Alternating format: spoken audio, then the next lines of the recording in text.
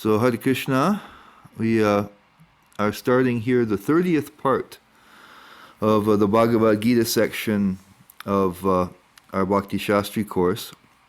And today we're finishing chapter 14. We did the first half of it last week, and today we're going to start finish it off from chapters 14 through 27. That's the plan. Here, last week, we got introduced in the 13th chapter. We got the understanding that we are the knower of the field, and then there's the field, so that we are a spiritual entity in the midst of matter. So we're experiencing the body, the mind, the various senses, the world around us. That was defined as the field, and that we were a different sort of being, the knower of the field, embedded in that. And we were given to understand that we didn't really have any real connection with it, but yet somehow we were taking birth after birth in the midst of it. And the explanation given,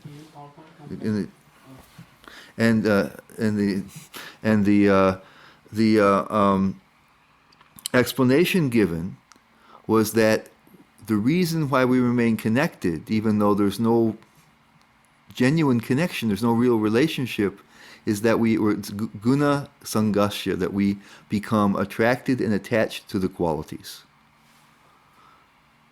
that are in the field. And that was what's keeping us in a cycle of birth and death. And so in the 14th chapter, these gunas, or qualities, were being more described in greater detail. And it was described that they come in certain clusters. There's clusters of these qualities, and so we call them the three modes: goodness, passion, and ignorance.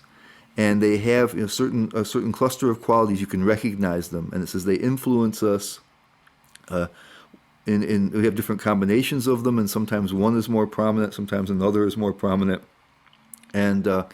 And so in 14 it was described what those look like, how we can recognize them, and today we're going to hear about how they affect us and affect our future, and then also how we can get free of them. That was the main thing.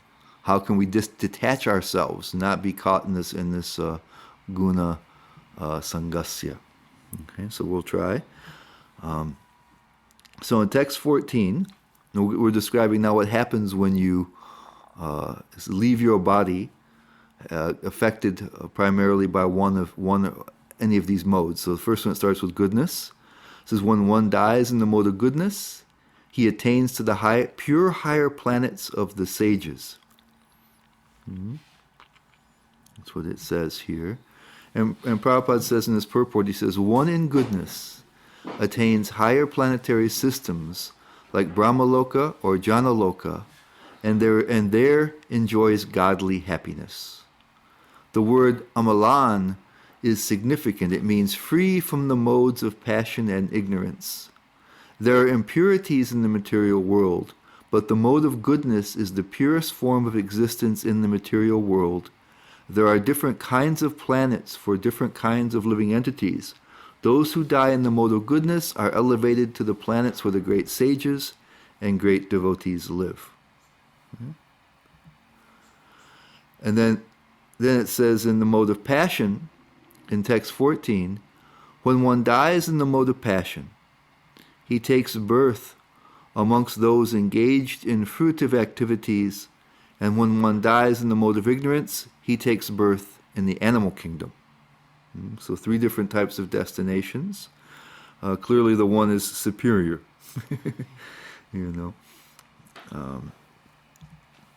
So again, it gives us a greater motivation to want to be free from them.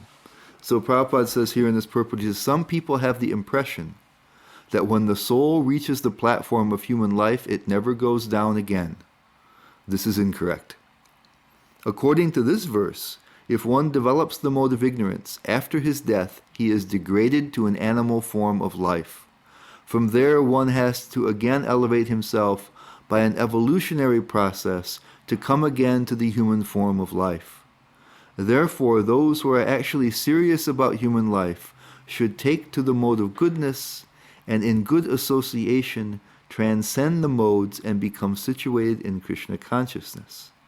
This is the aim of human life. Otherwise, there is no guarantee that the human being will again attain to the human status. Prabhupada just gives us a warning here that we shouldn't take the human form of life for granted. And then here, more results of being in the modes is given. In text 16, the result of pious action is pure, and it is said to be in the mode of goodness. But action, so this is a sukritasya, very pious activities.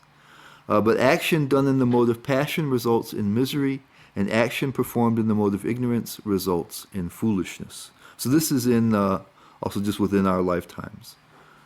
And on, but it said this is what happens. So for acting, so here this is what happens when we act in a certain mode. So if we're influenced by certain modes at the time of death, we get a certain destination. And then if we continue to act within the various modes, we get also certain types of results. So there's a pure. It says a pious action is pure. Action in the mode of goodness will be pious and therefore pure. Action done in the mode of passion results in misery, dukkam, and action performed in the mode of ignorance results in ignorance, agyanam, nonsense. Prabhupada says, or foolishness, or just ignorance, lack of knowledge. Without knowledge, agyanam. That's the literal translation there. And so Prabhupada says, the result of pious activities in the mode of goodness is pure. Therefore, the sages who are free from all illusion are situated in happiness. That's from the purport.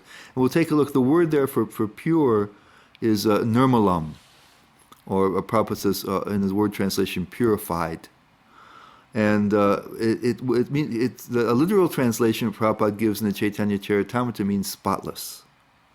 Mala is like a defect or a spot, right? And then our Garuda Prabhu and His Holiness Hridayananda Das Goswami, they give a couple of, I think, really good English translations, untainted and unsullied. And so the idea is, and here this is Vishwanath Chakravarti Thakur says, the result of sattvic work, sukritasya, is purity without distress, nirmalam. So there's you get a result that doesn't have really any big drawbacks. That's what that pure means. You see, all the other ones have big drawbacks. So by acting in the mode of goodness, it means like I said, it's sukrit.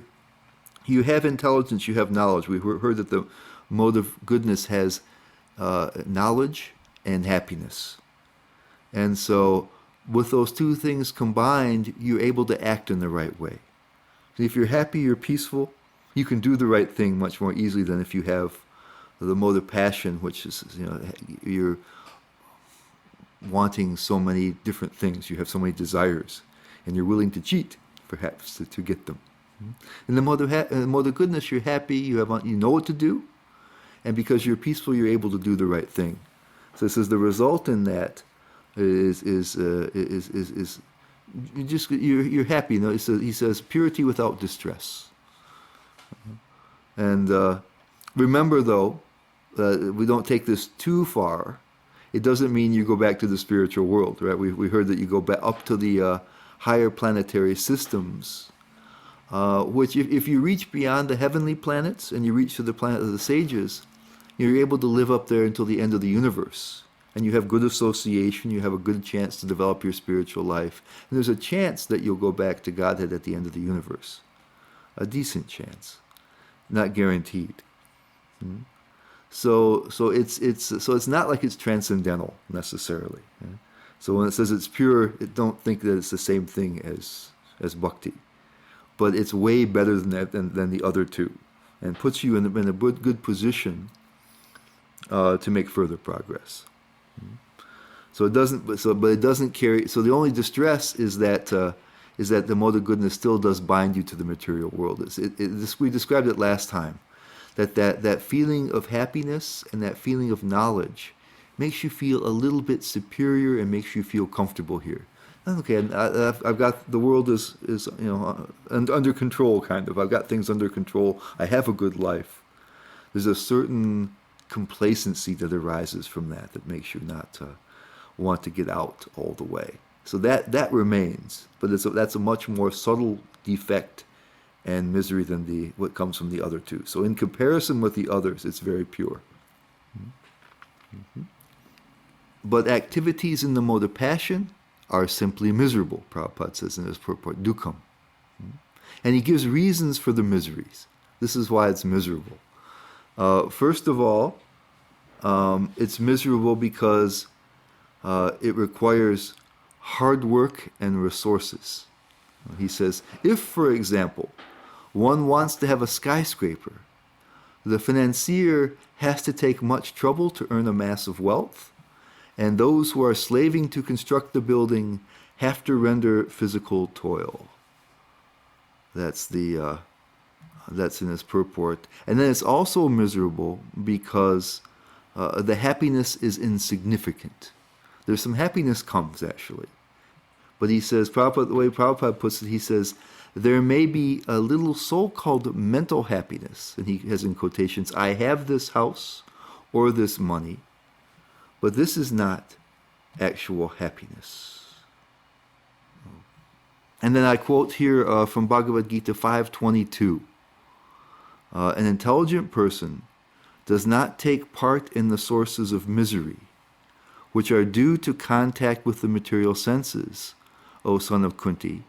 Such pleasures have a beginning and an end, and so the wise man does not delight in them. So Prabhupada says, part of the enjoyment may be just that you feel like, okay, now I have all this stuff, now everything is good. Right? He says it's more of a mental happiness. But you also, if you have your whatever it is that you've attained, you may be able to have some physical happiness out of it.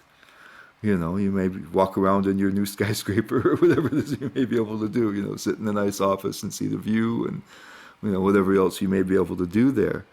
But Krishna mentions that the sensory pleasures, he says the problem with them is that they have a beginning and an end. And so even if you have them for a while, you'll lose them and you'll feel miserable because of it, or they get boring.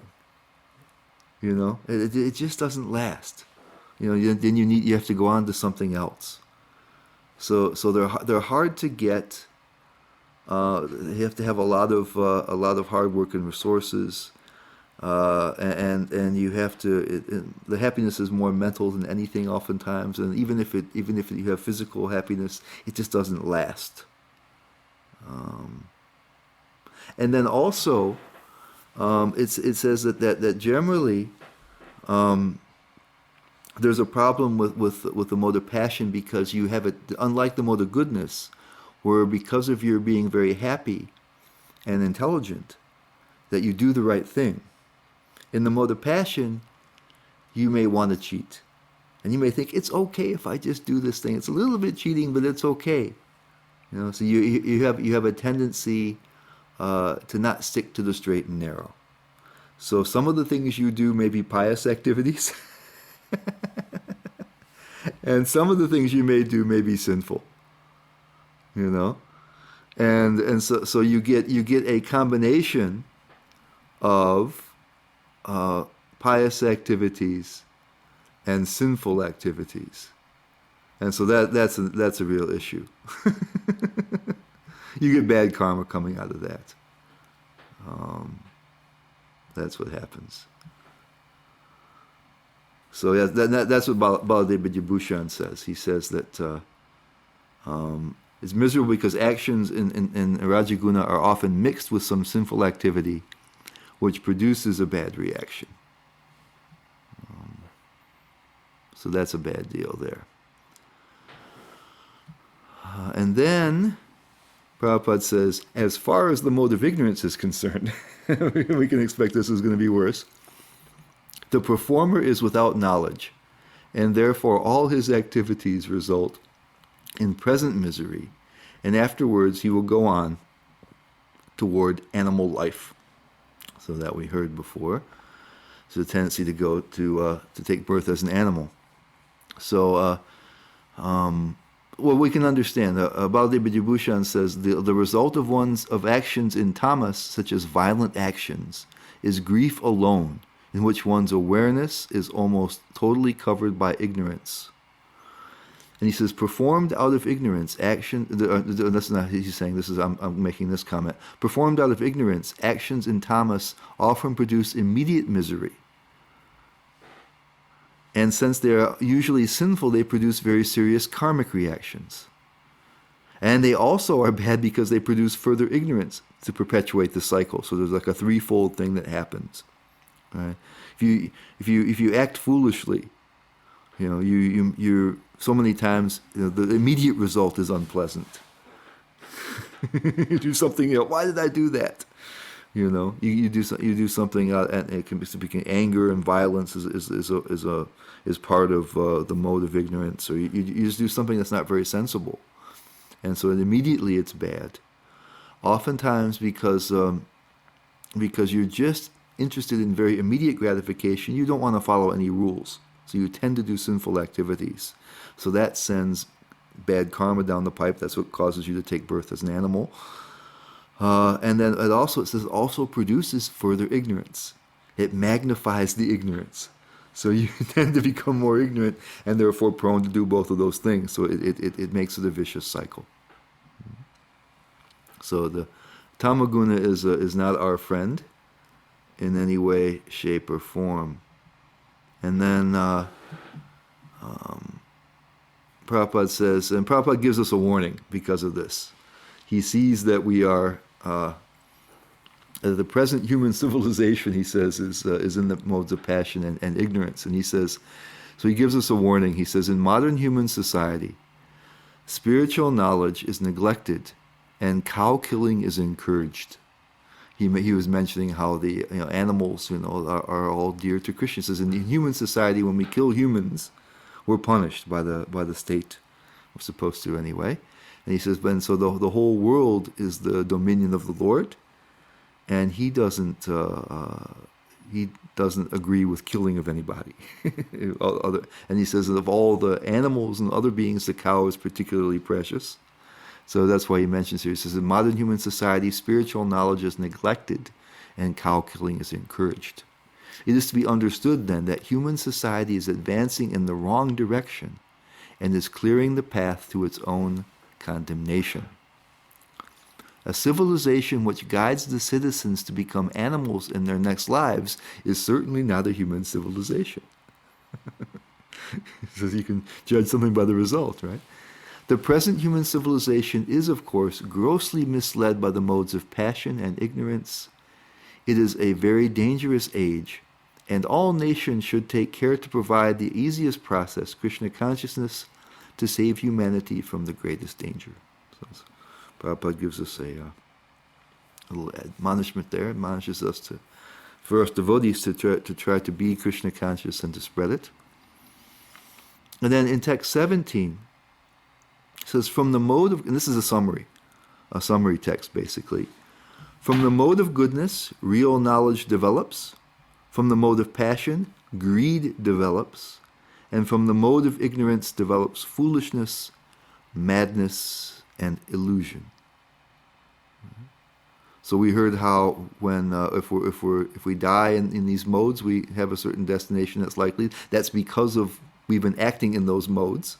We found out what actions in those modes produce, and just in those modes, when you're in those modes, these are the qualities associated with the modes. It's like a cluster of qualities. So the mode of goodness, means you're in knowledge. You have this happiness. The longer you're in it, the more knowledge comes. Mode of passion, it has this greed, this desire for things. You feel incomplete. And from the mode of ignorance develop foolishness, madness, and illusion. Those are the things that come out. None of those things very desirable. And Prabhupada says, and Prabhupada gives another kind of a plug for Krishna consciousness here, and a warning about the way the world is happening. He says, since the present civilization is not very congenial to the living entities, and he explained why, Krishna consciousness is recommended. Through Krishna consciousness, society will develop the mode of goodness. That's what he says. When the mode of goodness is developed, people will see things as they are. And he says, then people will be happy and prosperous. Even if the majority of the people aren't happy and prosperous, if a certain percentage of the population develops Krishna consciousness and becomes situated in the mode of goodness, then there is the possibility for peace and prosperity all over the world. Notice that earlier it was mentioned that goodness binds with happiness and knowledge. And the previous verse mentions the happiness, and this one mentions knowledge. You may notice have difference. The verse before it mentioned how knowledge is happiness is let's see, yeah. Here we're mentioning knowledge here. Previously it talked about happiness. Those two things are related and present in the mode of goodness. So one verse it may mention one, another verse it may mention the other one. They're both associated with the mode of goodness. And then here, in that particular quotation from the purport, it seems to me that Prabhupada's referring to having a class of Brahmins which should guide the rest of society. One time when Prabhupada was interviewed, they asked him why he had come here. And his answer was, "I've come to give you a brain." And he explained that the Brahmins were the brains of the society. If you look at society, there's that image of the society as parts of the body. And so the Brahmins are the head or the brains of the outfit. And so he was trying to create Brahmanas, people who are in the mode of goodness, who understand things. So it seems that that's what he means. This is even if a certain percentage of the population develops Krishna consciousness, there is the possibility for peace and prosperity all over the world. I think that's what he means by that. So at least if there's a certain group of people that really understand, so they can guide the others.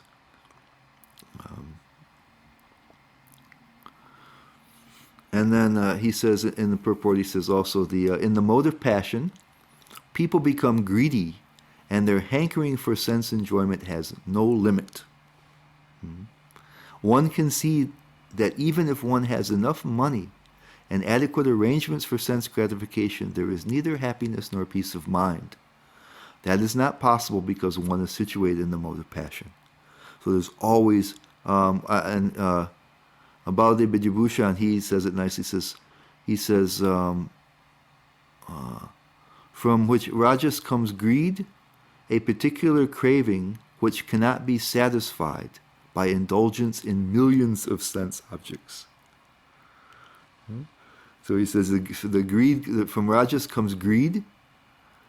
And he says he describes it as a particular craving, which cannot be satisfied by indulgence in even millions of sense objects. And that should remind us of chapter 3, text 339, where it says, "Thus the wise living entity's pure consciousness becomes covered by his eternal enemy in the form of lust, which is never satisfied and burns like fire." Yeah, so it's it's fueling the kama, it's fueling lust. That notion of the mode of passion. You do not feel happy now. We mentioned last time that the mode of goodness, you feel something of the internal happiness that comes from the soul. You get some hint of that. This is what Vishwanath Chakravarti Thakur says. In the mode of passion, you don't have that. So you're left with this kama, this desire or lust, and you have this. You have optimism that you can satisfy it, and that you can get there. So you work very hard. You indulge yourself, engage very vigorously in the pursuit of happiness, but it doesn't work. No matter what you get, the little pleasure from it is fleeting. You get bored with it. You need something more. You want the second $1 billion. The 10 billion is not enough. You want 20 billion. You see how it works. And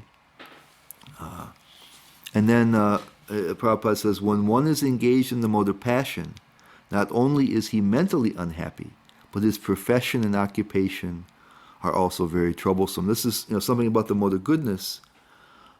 People are working at things that they do things that are pleasant and aren't necessarily meant for some other goal. They're already happy, so they do pious things. And so they do things like acquire knowledge. And maybe some people who perform art and things also can be. Sometimes Prabhupada equates them with, artists and poets and things where the value is in the work itself. Of course, some people do it in the mode of passion, trying to sell things, but more in the note of knowledge for knowledge's sake. Sometimes he says even scientists, if you're doing science for science sake, this kind of things, you're doing it. Sometimes we talk about the starving artists, right? Because they do it because it has some value in itself. And so the Brahmins in the mode of goodness will perform sacrifices. They'll study the Shastras. Their engagements will be things which are pleasant and which just have value in them, in and of themselves. In the mode of passion, we may do all kinds of things trying to attain our goals. So we work very, very hard, and the work may not be pleasant in and of itself. It's only pleasant because you're thinking, by this I will get, the things I need, So we have. In New York, we had our Rasanath Prabhu, who was a Wall Street guy, and he gave it up, because it was so difficult, and so people on the Wall Street and the investment banks and all that kind of stuff, they're trying to acquire tons and tons of money. They're working really hard, He said when he quit, it was interesting when he quit.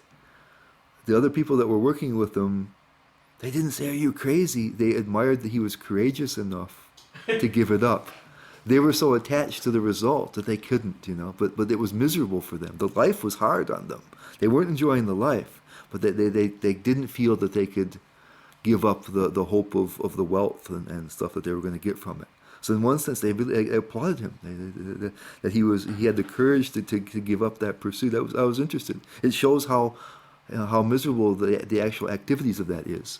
It means they are feeling that they are frustrated. Yeah, they're feeling like it's really difficult. It's hard. They want the result, but the actual work is difficult. So this is what Prabhupada says. Not only is he mentally unhappy, but his profession and occupation are also very troublesome. You're doing what you have to do to try to reach your goals. And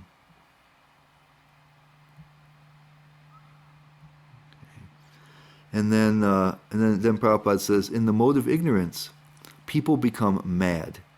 Being distressed by their circumstances, they take shelter of intoxication, and thus they sink further into ignorance. Their future in life is very dark. So here we talked about previously that there's a certain kind of overall mentality to these modes. And in the mode of ignorance, you have so many desires, but you don't feel that you can attain them. There's a mood of great discouragement, and so then there's a desire to escape. With the mode of passion, you have so many desires, and you think you can attain them, and so you go out into the world, and you're active, and you're willing to really make the sacrifices because you're really thinking you're going to get it. In the mode of ignorance, you're really discouraged.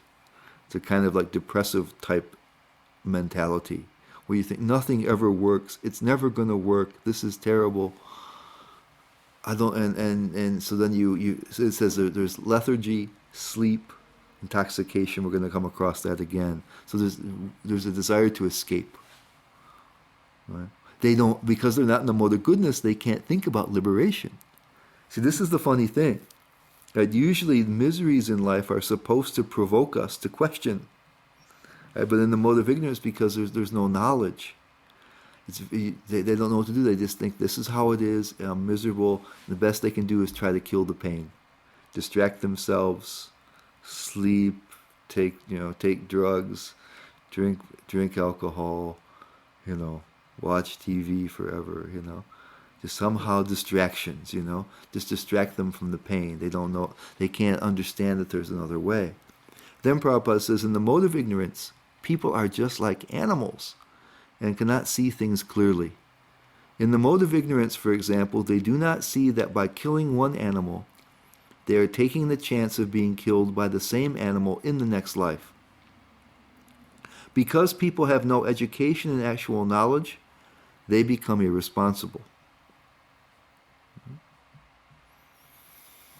And then in 14.8, it mentioned that foolishness, madness, and illusion are connected with tamas. It also mentions indolence and sleep. The indolence comes from the lack of direction and the general discouragement, and the sleep, along with the intoxication mentioned by Srila Prabhupada, elements of escapism. So that's what it is. They just you're discouraged and you just rather get out of the whole thing. Suicide can come from deep in the mode of ignorance. You can't face it. And then here, this is more of a summary here. This one's actually the summary I was thinking. 14.18. Those situated in the mode of goodness gradually go upward to the higher planets. Those in the mode of passion live on the earthly planets. And those in the abominable mode of ignorance go down to the hellish worlds. Notice the difference there. We hear usually animals, but here it mentions also hellish life. And the words here are more general. It says it's urdhvam, upwards, madhye, in the middle, and adaha, down. So they mention general trends there. And so Prabhupada says, in this verse, the results of actions in the three modes of nature are more explicitly set forth. And what does that mean? I think that means that in text 14 and 15, it mentioned that that you either go up to the planets of the sages, you take birth amongst those who are performing karmic activities, or you go down to animal life. What's happening here is this is kind of an elaboration of that. This verse considers that the gunas come mixed with one another. We heard that in the previous section of this chapter, that they're mixed together in different proportions. Sometimes one becomes stronger, sometimes another one comes stronger. They almost never exist only purely. So usually if we look at the characteristics here, we'll see that, I have some of that, I have some of that, I have some of that. Well, that's because they're all mixed together. So the different proportions produce slightly different results. So someone with goodness predominating, for example, goes up to a level corresponding to the proportion of goodness present. See, so if one is very, very, very, very, has almost exclusive goodness, they can go all the way up to Brahma's planet. All right? If it's just a little bit more goodness, maybe they go to the heavenly planets where the devatas live. They're considered to have more goodness than human beings. And then there's the planets of the sages. So there's this whole range of things upward. Upward is a very general term. So depending on how much goodness is there. If the goodness is predominating, we're going to go up. But depending on how much is there compared to the other things, that's how far we will go up. And so the similar thing happens for the other ones. Right? If you have predominantly passion, it says you'll take birth somewhere within the human species. But it can be good or bad. Right? There's different. Prabhupada says if it's maybe I have the quote here. So this is what this verse is saying, that it's in proportion to if you have predominantly one thing. If it's predominantly goodness, you go up. Depending on how much goodness you have, that's how far up you go. If you're predominantly passionate, you're going to stay amongst human beings. And what kind of human being? Right? We have the higher level and lower level human beings. And then same thing, how far you go down depends on how much tamaguna. So Prabhupada says there is an upper planetary system consisting of the heavenly planets where everyone is highly elevated. According to the degree of development of the mode of goodness, the living entity can be transferred to various planets in this system. The highest planet is Satyaloka or Brahmaloka, where the prime person of this universe, Lord Brahma, resides. So super duper heavy goodness can take you all the way up there, less can take you other places. Okay? And then Prabhupada says, a person is not always pure, but even if he should be purely in the mode of passion, he will simply remain on this earth as a king or a rich man. But because there are mixtures, he can also go down. So meaning, you don't have to be a king or a rich man, you can be a poor man. You can be in a much less state. And Baladev Vibhushan says they take on various human forms according to the amount of rajas. Right? So that's the main. So there's different type of people. You can be part of the 1%, you can be part of the 99%, and there's even quite a bit of variation in there, depending on how much rajas. And then Prabhupada says, beneath the human level, there are 8 million species of life. Birds, insects, reptiles, trees, etc. There's even one commentator, that talks about, the rocks and mountains and things. And according to the development of the mode of ignorance, these people are brought down to these abominable conditions. And if you look here Prabhupada talks again about lower forms of life, but in his translation he talked about hellish planets. And so he mentions that in the verse translation and other commentators on the Bhagavad Gita, they say that especially bad cases of tamas result in a trip to the hellish planets at the bottom of the universe. So there's places where you have so much bad karma, there's tremendous suffering down there. So it's like that. So if you have the highest amount of goodness, you might go to Brahma's planet at the top of the universe. Tremendous amounts of tamas can send you all the way to the places of great suffering. They're temporary, but they're great suffering. And so now we're going to talk about. Now we've seen what effects they have on us, how they bind us, all these kind of things. We know quite a bit about them, and I think by now it's pretty clear that we would prefer to be rid of them. And so Krishna now is going to get into that part of it. That the whole modes of nature thing really isn't that great. If you're really, the best you can do is to have a whole bunch of the mode of goodness and, go up amongst the planets of the sages and things, but you're still bound to the material world. So it's just not that great. And the other ones are really not good at all. And ignorance is really, really bad. So we would like to know how to extract ourselves. And so he gives the first understanding here. He says, when one properly sees that in all activities no other performer is at work than these modes of nature, and he knows the Supreme Lord, the word here is Param, who is transcendental to all these modes, he attains my spiritual nature. It's amat bhavam, which this will be talked about more as we go along as well. And so here, Vishwanath Chakravarti Thakur says, having shown the repeated births caused by association with the gunas, the Lord now shows liberation, which is beyond the gunas in 2 verses. So this verse and the next one are going to talk about that. And then the word here, key word here is param, which Prabhupada translates as transcendental. Okay? And Prabhupada in the verse, he translates it as, he says that Param is the Supreme Lord who is transcendental to all these modes. In his verse translation, that's what Prabhupada does. Both Baladev Vidyabhushan and Vishwanath Chakravarti Thakur says that Param can also refer to the soul.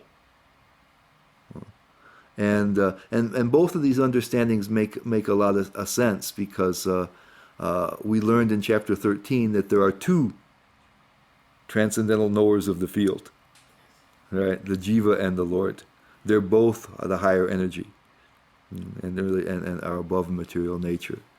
So that both makes sense. So really, you should be understanding.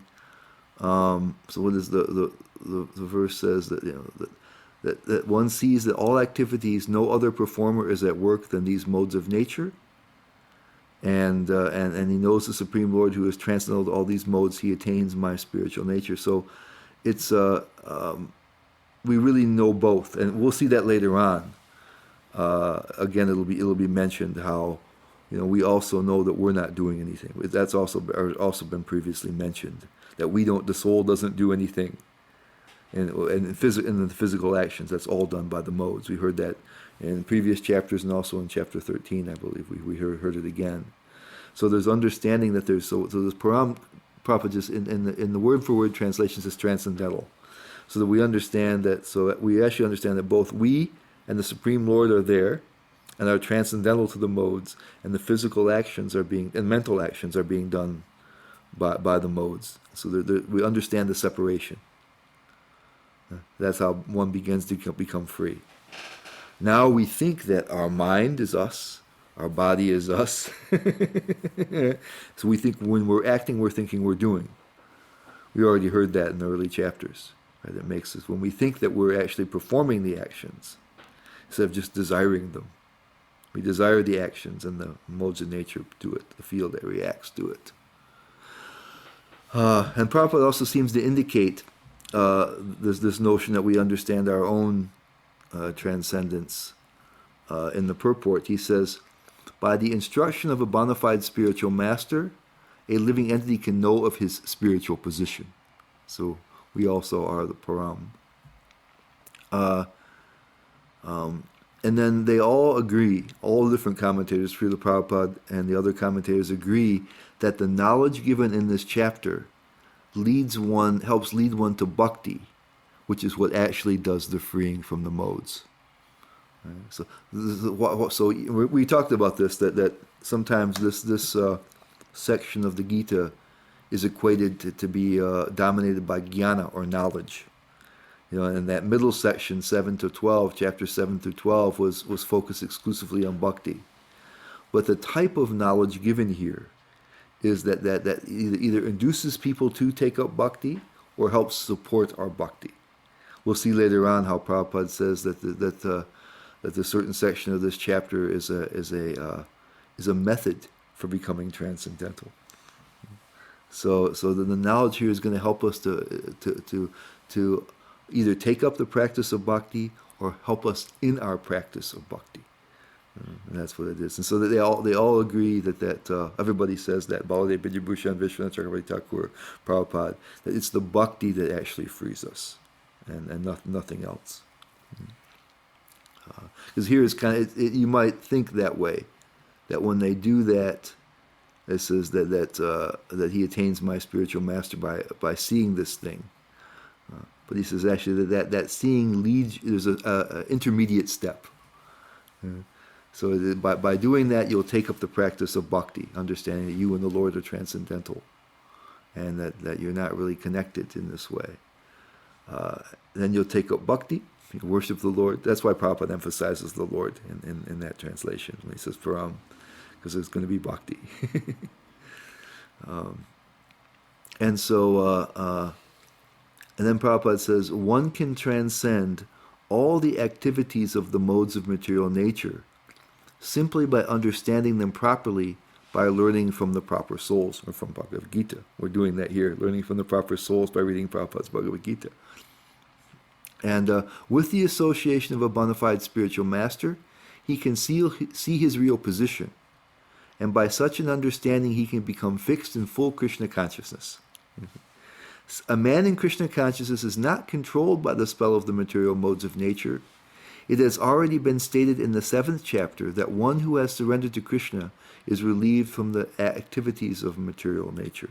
He said that the modes of nature at that point are very difficult to overcome, right? But someone who has surrendered to him can easily cross over it. That's what he mentioned there. That's what Prabhupada's quoting there, referring to. In 20, so he says, when the embodied being is able to transcend these three modes associated with the material body, he can become free from birth, death, old age, and their distresses, and can enjoy nectar even in this life. What he says. So here it says if we can do that, if we can become that way. And here Prabhupada says the Sanskrit word dehi means embodied. Although one is within this material body, by his advancement in spiritual knowledge, he can be free from the influence of the modes of nature. He can enjoy the happiness of spiritual life even in this body, because after leaving this body, he is certainly going to the spiritual sky. But even in this body, he can enjoy spiritual happiness.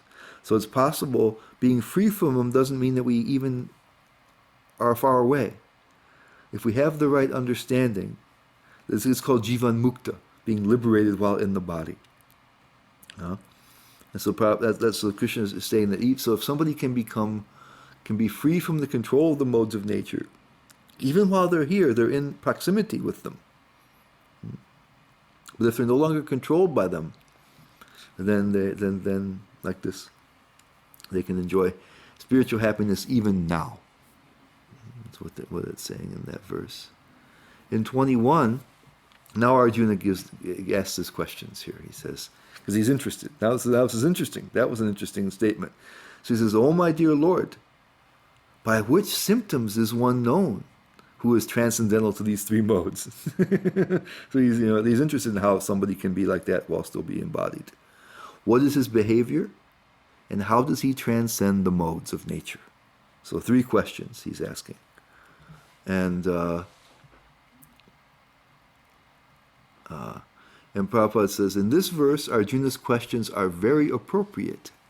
He wants to know the symptoms of a person who has already transcended the material modes. He first inquires of the symptoms of such a transcendental person. How can one understand that he has already transcended the influence of the modes of material nature? What's going to happen is those first things are like internal symptoms that you can tell yourself, things that you can perceive in yourself that let you know that that's happened. The second question asks how he lives and what his activities are. So these things are seen from the outside. Also from the inside, you know what your activities are. Are they regulated or non-regulated? Then Arjuna inquires of the means by which he can attain the transcendental nature. Okay, so looking within yourself, how can you tell? How about your behavior? Can you tell? And that you can tell with others or yourself. And then how do you do it? Prabhupada says that is very important. Unless one knows the direct means by which one can be situated always transcendentally, there's no possibility of showing the symptoms. So all these questions put by Arjuna are very important, and the Lord answers them. And so the answers come, at least for the first 2 questions, come in there's the next group of verses 22 through 25. And so there's a long translation here. The Supreme Personality of Godhead said, O son of Pandu, he who does not hate illumination, attachment, and delusion when they are present, or long for them when they disappear, who is unwavering and undisturbed through all these reactions of the material qualities, remaining neutral and transcendental, knowing that the modes alone are active, who is situated in the self and regards alike happiness and distress, who looks upon a lump of earth, a stone, a piece of gold with an equal eye, who is equal toward the desirable and undesirable, who is steady, situated equally well in praise and blame, honor and dishonor, who treats alike both friend and enemy, and who has renounced all material activities, such a person is said to have transcended the modes of nature. We should notice here a lot of things we've heard before. In the 6th chapter about the pebble, stone, and gold, very similar to here. Treating people in 12th chapter, in the 2nd chapter at the end, we hear many of these things equal in happiness and distress. We've heard several times through. These are the kind of things that we've heard already for people who are in the transcendental state. We're in 2nd chapter. It was called Sita Pragya, situated in profound knowledge. So these things are kind of similar. Now let's take a look. We're going to break them down a little bit since there's a whole big bite of things. And we're going to separate into the questions. So Prabhupada says, Arjuna submitted 3 different questions, and the Lord answers them one after another. The 3 questions: by which symptoms is one known who is transcendental to these 3 modes? What is his behavior? And how does he transcend the modes of nature? So the 3 questions are there. Generally, it's said, in general, 22 answers the first one, 23, 24, and 25 answer the second one, and 26 actually will answer the third one. But it's when I looked at it, it doesn't seem it's quite precisely that way. So I've broken them a little bit differently, as we'll see. So anyway, let's look at these. So it's like that. So here they are. We already read it. The 22 is the supreme. Well, we won't read through these all again. Well, I'll show you how I've broken it up a little bit. But for the PowerPoint, I've separated each of the translation into individual verses. 22 is the Supreme Personality of God had said, O son of Pandu, he who does not hate illumination, attachment, and delusion when they are present, or long for them when they disappear. So that's the internal one, or at least mostly. And then one who is unwavering and undisturbed through all these reactions of the material qualities, remaining neutral and transcendental, knowing that the modes alone are active. That's 23. So I've broken them up. You can do it pretty easily by looking at the word-for-word translations and see where they start. So I've broken them up for those who will have the PowerPoint. You can see how they're separated into individual verses. It's translation. This is Prabhupada's translation, that long translation, but it's broken up into those things.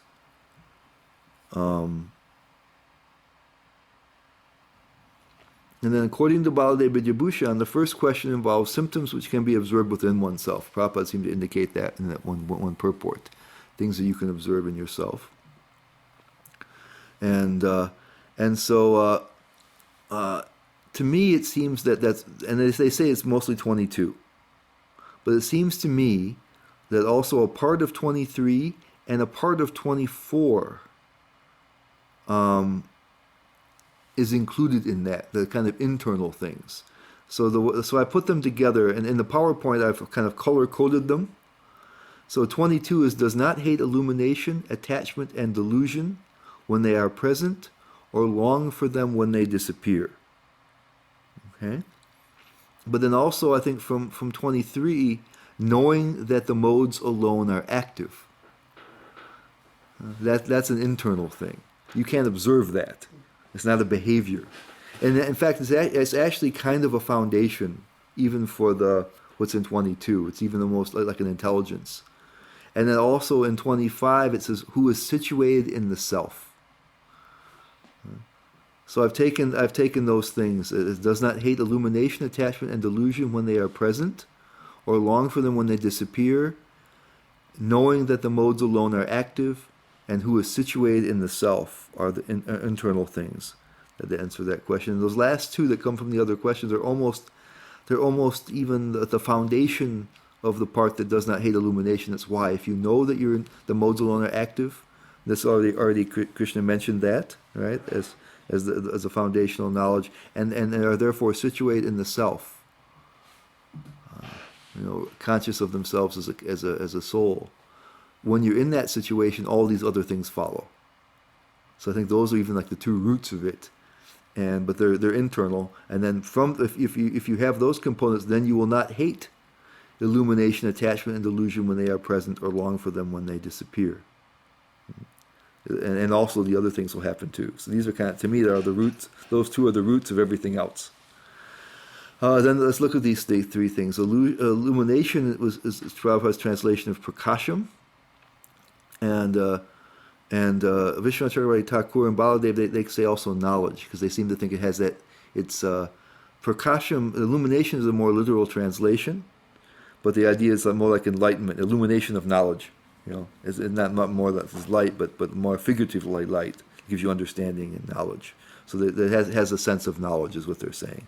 So Prabhupada's translation, I think, is more literal, but they're interpreting it, but say it means knowledge, which is the pravritim. Prabhupada says it's attachment, and Vishwanath and Baladev say activity. He says absorption in certain goal-oriented activities. So this attachment is so you want things, and so you're active in pursuing them. And then moham is illusion. So I think if we look at that, we can see the sattva, rajas, and tamas. Illumination is sattva, attachment or activity is rajas, and moham is illusion, is ignorance.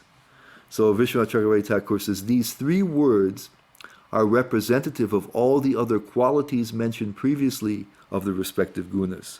So what's saying here is that we know that the different gunas, some of them are prominent. One of them may be prominent right now, then another one becomes prominent. They go back and forth.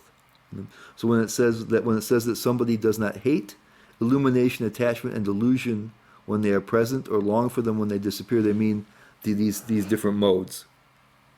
So that when the modes are coming, they're neither saying, "Oh, I don't want this," or it disappears saying, "Oh, I want that." You know, the modes are coming and going and doing their thing, and the person isn't worried about it. Because why? Because they are abiding in the self, and they realize these things are just superficial and have nothing to do with them.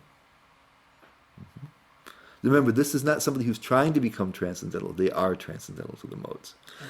Okay, remember that. So it's not. So we are trying to become transcendental. So we should be looking at the mode of trying to cultivate the mode of goodness. But they already have transcended them, and so they if they're conscious of them being there, So it doesn't matter. It doesn't matter. They don't influence them. They don't act. They don't act on them. yeah, So they see the modes. yeah, acting on them. they're still there. They're still happening. And so Prabhupada says in these verses, Krishna first indicates that the person transcendently situated has no envy and does not hanker for anything.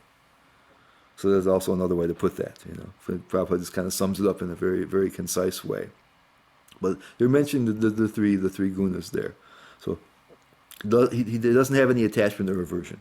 We talked about that so many times in Bhagavad Gita already. This attachment and aversion that we have to overcome. So that's what's happened. They've overcome that. And so they may be present, but it doesn't bother them. It doesn't bother them.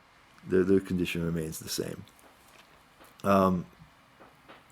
And then the second question involves things which may be observed from the outside, their behaviors. We can also observe them. If we're behaving, we can also observe them from the inside, but they're behaviors. And then, and as far as it seems to me that there's like a summary or a general statement in 23 that kind of covers everything, and then the next ones are specific examples of such. So let's look at 23. Who is unwavering and undisturbed through all these reactions of the material qualities, remaining neutral and transcendental. Okay, so the other one's more mentally. You mentally desire something or you don't want something. Okay. Here it says unwavering means you're not acting on anything. These things don't cause you to act. Right? So this is like a general statement, and the other ones are like specific cases of that. So this is like the general principle, and the other ones will give you some examples. This is a general who is unwavering and undisturbed through all these reactions of the material qualities, remaining neutral and transcendental. So that covers many, many things. Yes. So you might ask, give me some examples of that. Okay. Right? The next verses are going to give you some examples of that. Okay? So it's a general statement. The next ones will be more specific examples. So these things, I guess what I'd say is that the next examples are not exhaustive, Okay. but they're just some examples. Yes. But there could maybe other types of examples as well. But these are examples to understand what it means. So in 24 and 25, there's specific examples are given. He says, they regard alike happiness and distress. They look upon a lump of earth, a stone, and a piece of gold with an equal eye. Okay? They're equal toward the desirable and undesirable. They're steady. They're situated equally well in praise and blame, honor and dishonor. They treat alike both friend and enemy, and they have renounced all material activities. Okay? So again, these are in chapter 6. We said that it was easier to look at a lump of earth, or there was pebbles, stone, and gold, and it was easier to deal with objects than it was to deal with people, because people we have greater attachments to. So when we have people who praise us or criticize us, who honor us or dishonor us, who are friends and enemies, it's harder for us to be equal towards those. They're closer to our hearts, But that's what it is, So that when somebody is in that state of being of transcendence, when they realize this has nothing to do with me, you see, my happiness is not coming from it, my distress is not coming from it. I'm a soul. And these things. This is an extraneous thing. It's on the surface. It has nothing really to do with me. And then they act in this way that we generally don't act. People don't generally act that way, and we generally don't act that way. But there's a reason behind it. And then the last line. The reason behind of this way? is that we, it says first of all that they know that the modes are acting by themselves, Yeah. and that we are a soul that's separate from that. They understand themselves as souls, and they understand that the modes simply act, they're outside of ourselves and just act on their own. Transcendental person only observe the modes, but he won't act on it. You don't feel connected with it. It's the feeling of connectedness, because we're not really connected. Yeah. That's the actual fact. Yeah.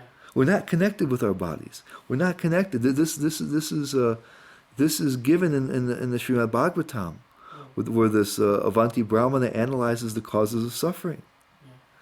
Yeah. And he says that first of all, if I'm suffering, it's because of my karma. Yes.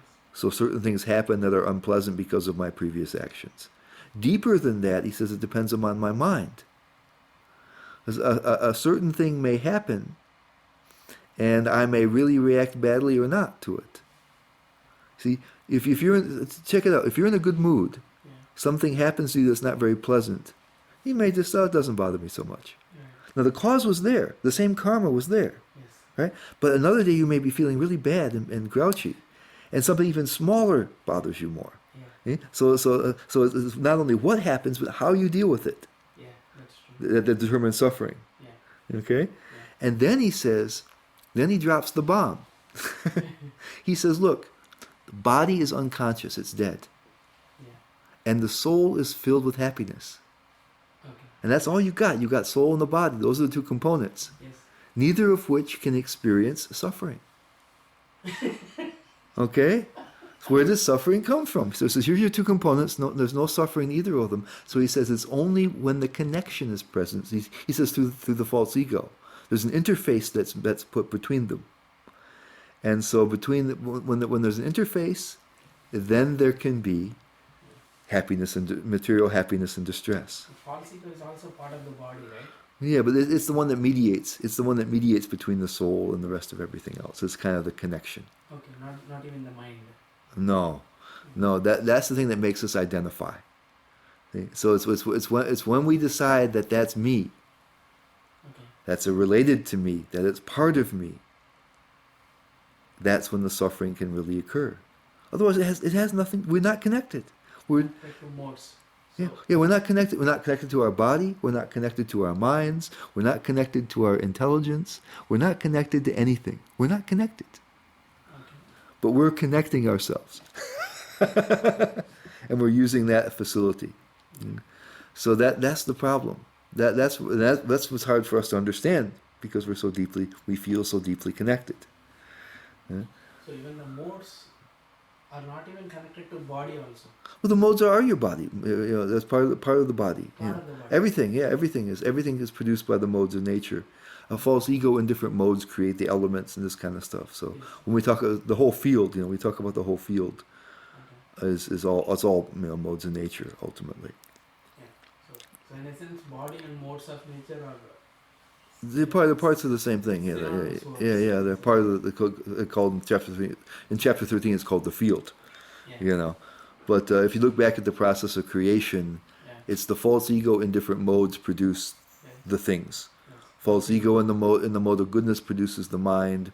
False ego in the mode of passion produces the intelligence, and in the ignorance produces all the physical elements. Yes. Okay, so it's like that. Okay, and so at the end of 25, there's a line that applies to all of those different things. Such a person is said to have transcended the modes of nature. So it means all the people described in 22 through 25. That last line applies to all of them.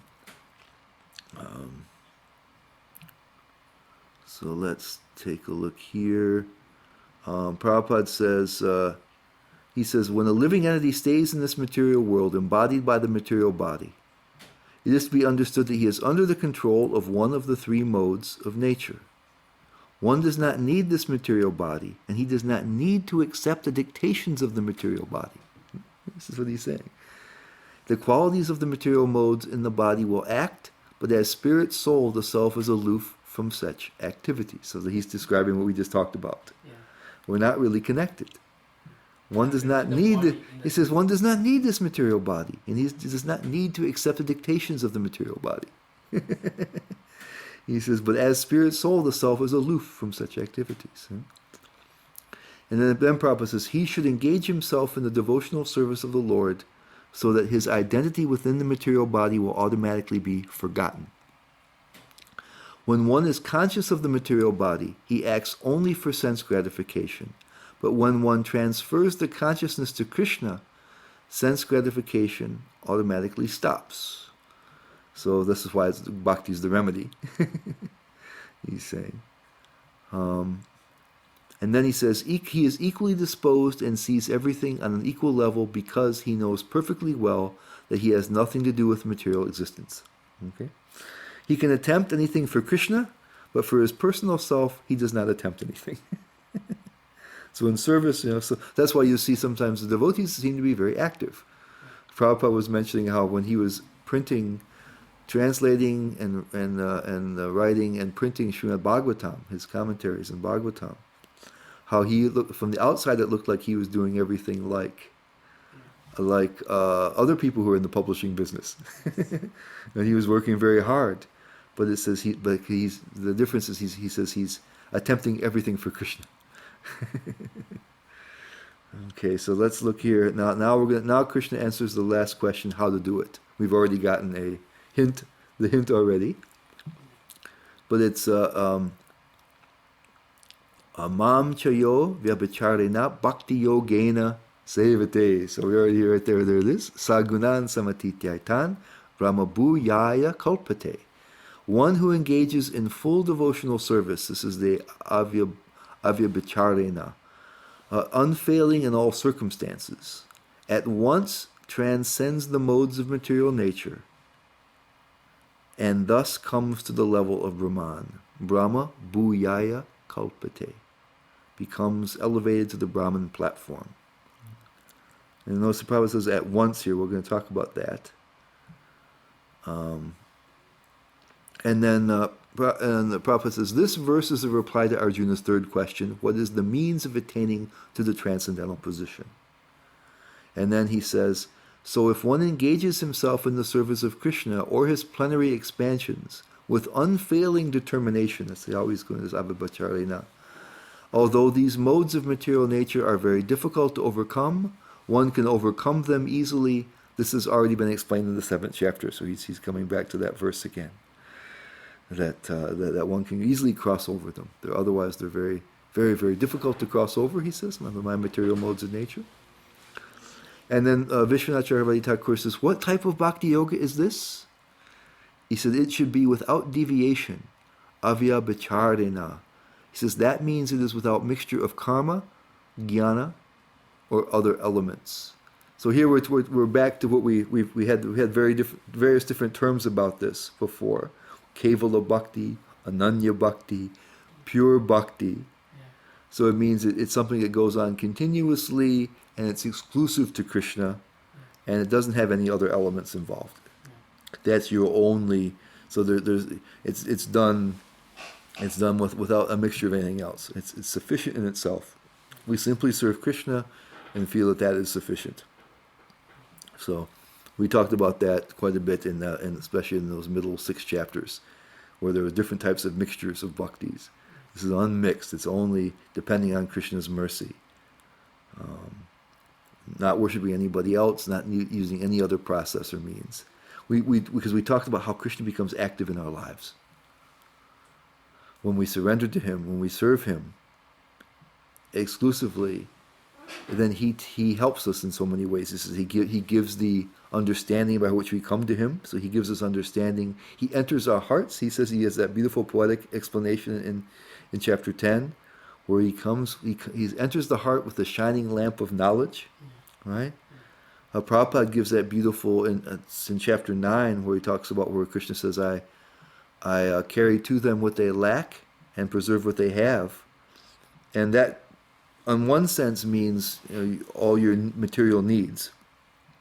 But Prabhupada gives a deeper, a more esoteric and just a tremendously beautiful interpretation of that in his purport.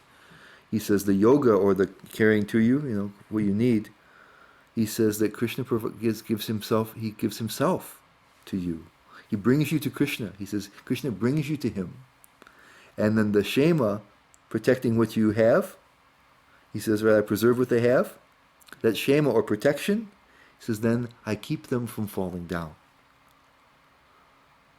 So he brings them to him, and he keeps them, keeps you there.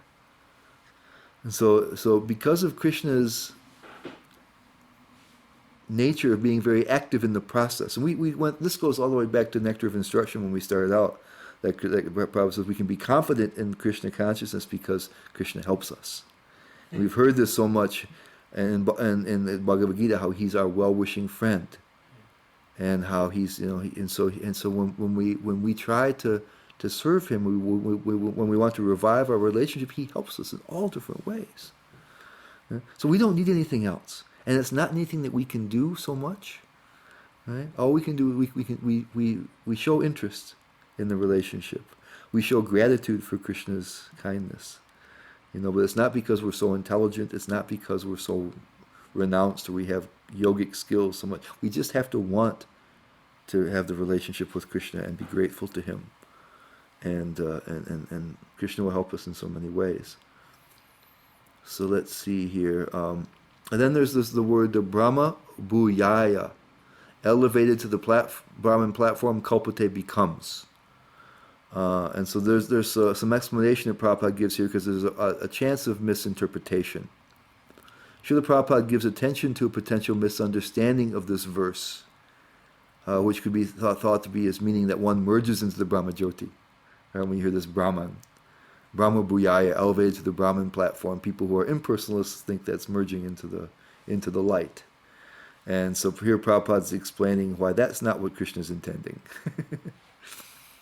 And Prabhupada explains the priest says, the Lord says that his nature is eternal, blissful, and full of knowledge, and the living entities are part and parcel of the Supreme, as gold particles are part of a gold mine. He mentions other places in the Bhagavad Gita that there has parts and parcels. So, thus the living entity in his spiritual position is as good as gold, as good as Krishna in quality. We talked about this in Ishopanishad. The difference of individuality continues. Otherwise, there would be no question of Bhakti Yoga. Bhakti Yoga is a relationship. Yes. He says Bhakti Yoga means that the Lord is there, the devotee is there, and the activity of exchange of love between the Lord and the devotee is there. Okay? And Prabhupada says, if one is not situated in the same transcendental position with the Lord, one cannot serve the Supreme Lord. So real eternal service means, and we talked about this in Ishopanishad, you attain that sameness in quality, and then you can go and be with Krishna in his world, and that's how you can serve him. So he says you need to come to that level of transcendence to do eternal service in the proper way. So he's saying it doesn't mean at all that you merge into the Brahman effulgence. And the last verse will clarify this. And then Prabhupada says, and then he says, one who surrenders unto Krishna at once surmounts the influence of the modes of material nature. He says that right in the translation too. This is from the purport, but he says, at once transcends the modes of material nature. He repeats it in the purport. And also Vishwanath Chakravarti Thakur confirms this. He says, the devotee, even at the beginning stage as a sadhaka, is beyond the gunas. So that's interesting because it seems to conflict with what Prabhupada said just a little bit earlier in his purport. Because earlier he said that the bhakti takes you to the mode of goodness. We should take up the practice of bhakti and become elevated to the mode of goodness. And he was mentioning how that, and if even a certain number of members, a certain percentage of society does that, they could be like the Brahmins. But there's something that I've heard Prabhupada say that kind of reconciles this. The way he puts it is that he gives an analogy. He says that the devotees are like on a boat, on the boat crossing over the material ocean, and the modes of nature are like the waves. And so in one sense you're not in the ocean, you're transcendent, because what's happened is that right now, just by making that decision to serve Krishna now is going to help you. Okay. So at that point, at that point you've made the important step to sever yourself from material nature. So I want to serve you, Krishna. I don't want to be the enjoyer of the world. I want to serve you. You've made the crucial change that is required to become transcendental. Just that desire, I want to serve you. I want to serve instead of I want to enjoy and be the ruler over things. Now I want to control and enjoy. No, I want to serve. So that puts you on the boat. You're technically not in the ocean, but you may still feel the waves. That's how he puts it. And so as we advance, we feel the waves are felt less and less. Mm-hmm. So it's like that. That's how the two things, I think, can be reconciled. So serve him is sufficient to keep it in that boat. Yeah, so by beginning devotional service, there's a real significant change that happens. A really fundamental change that happens. Just the beginning of it is very powerful and important. As we advance, then we'll feel those waves less and less. We'll be affected by those modes much less. And I have a little quick little meditation on that. We'll talk about this more in the Nectar of Devotion. Until we reach the mode of goodness, or the waves are more in the mode of goodness, our practice is subject to fluctuation. Because we are distracted and carried away by desires coming from the mode of passion, or by laziness and confusion coming from the mode of ignorance. So this is what we call unsteady bhakti. Right? So we can feel. So that's the reason why, even though we decide to serve Krishna, our bhakti is not always steady. Yeah. From mode of passion, what are the two things? There's desires, and mostly there's distraction and desires. We're distracted by desires. Is really kind of what it is. And there's laziness and confusion in the mode of ignorance. These are just my words here. I'm just trying to give you a general idea. But then upon reaching the mode of goodness, this is called the platform of steadiness.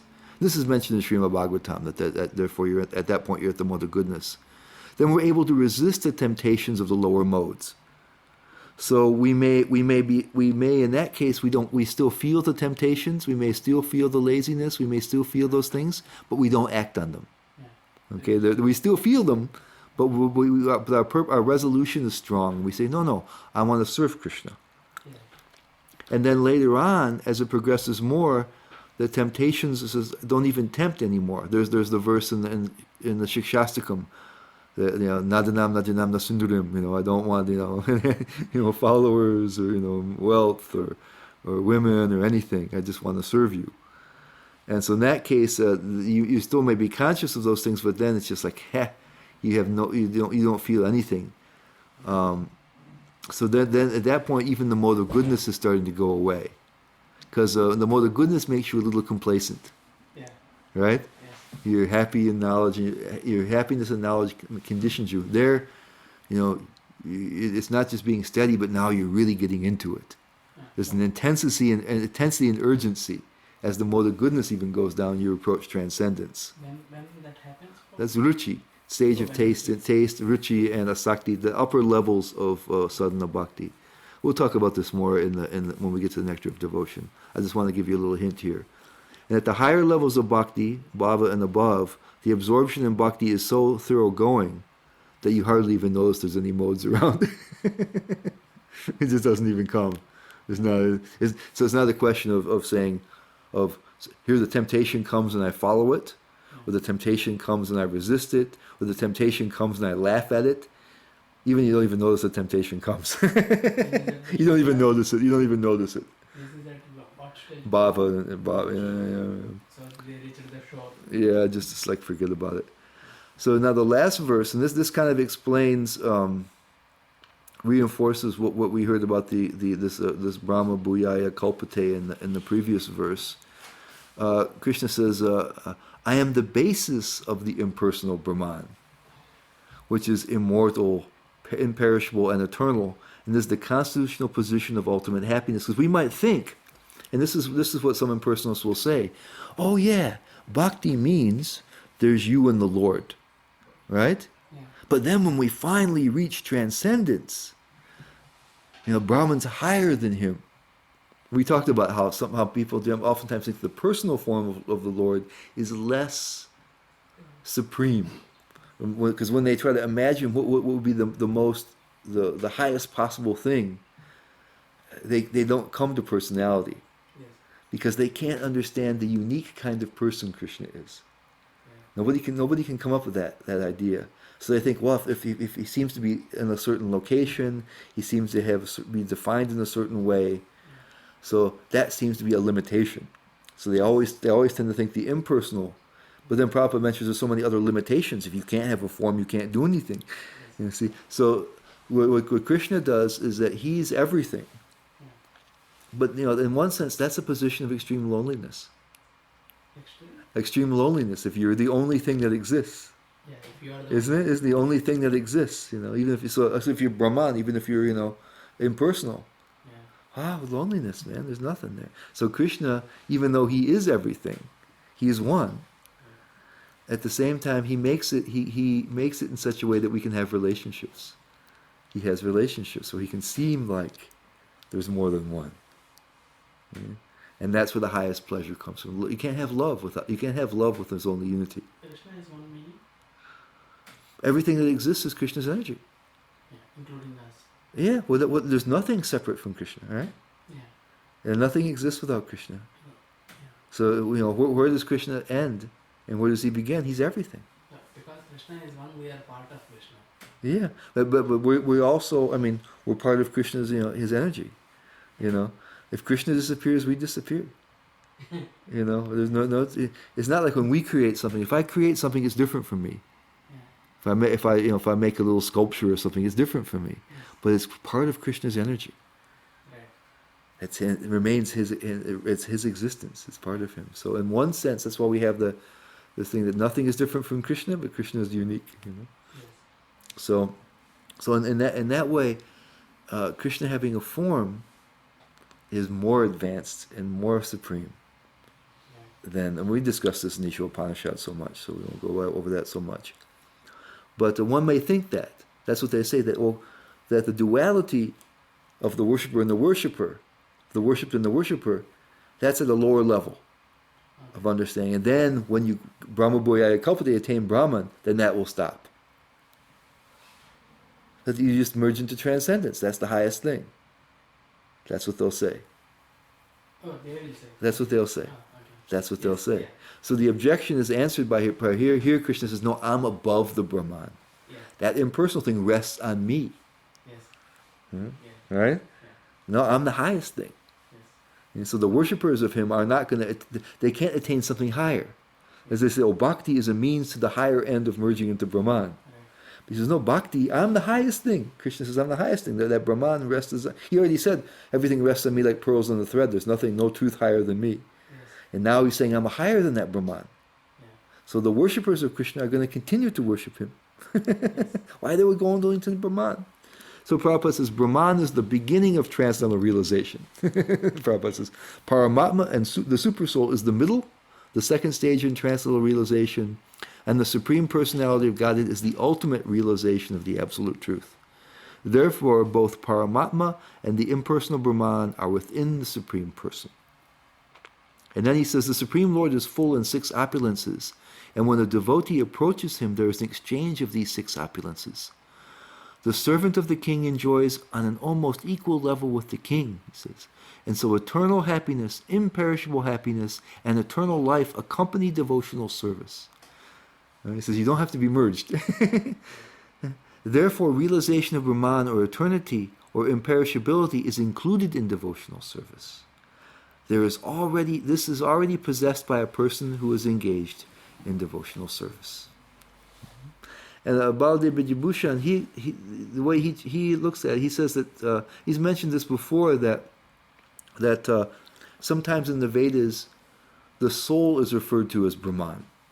He made that comment on a couple of classes before this, I think, also. And so the way he has this unique translation of this verse, where he talks straight about bhakti. So that just Brahma Bhoyaya Kalpate means they realize themselves as a soul, and Krishna is the support of them.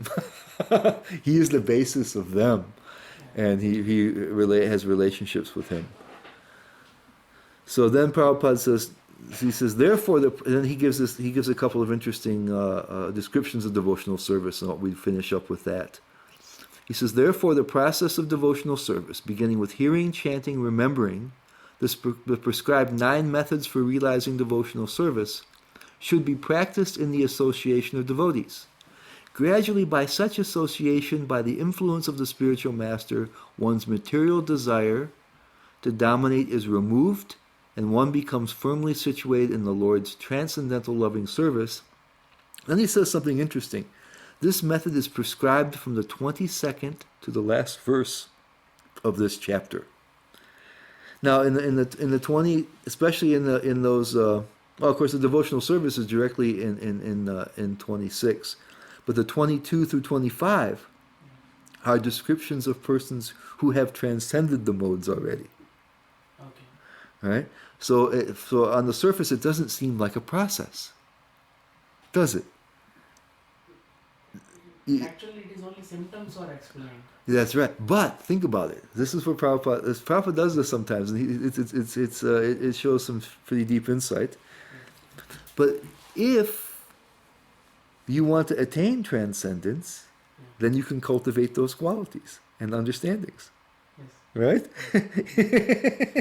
So that's why he says it's a process. In the verse, it's just saying these are the characteristics of somebody who's transcended. Yes. Right? If somebody wants to be the greatest, some type of athlete, right? Yeah. They look at the qualities they have and try to develop them, right? so it's interesting. So Prabhupada, he sees a process in that. Very, very insightful. I look at this, interesting how he looked at it that way. And then he gives just a little brief synopsis of devotional service. He says, devotional service to the Lord is very simple. One should always engage in the service of the Lord, should eat the remnants of foodstuffs offered to the deity, smell the flowers offered to the lotus feet of the Lord, see the places where the Lord had his transcendental pastimes, read of the different activities of the Lord, his reciprocation of love with his devotees, chant always the transcendental vibration, Hare Krishna, Krishna Krishna, Hare Hare, Hare Rama, Rama Rama, Hare Hare, and observe the fasting days commemorating the appearance and disappearance of the Lord and his devotees. So that concludes the 14th chapter. I will upload that. The PowerPoint actually is already uploaded, so you can look at it yourself. So anyway, thank you all very much.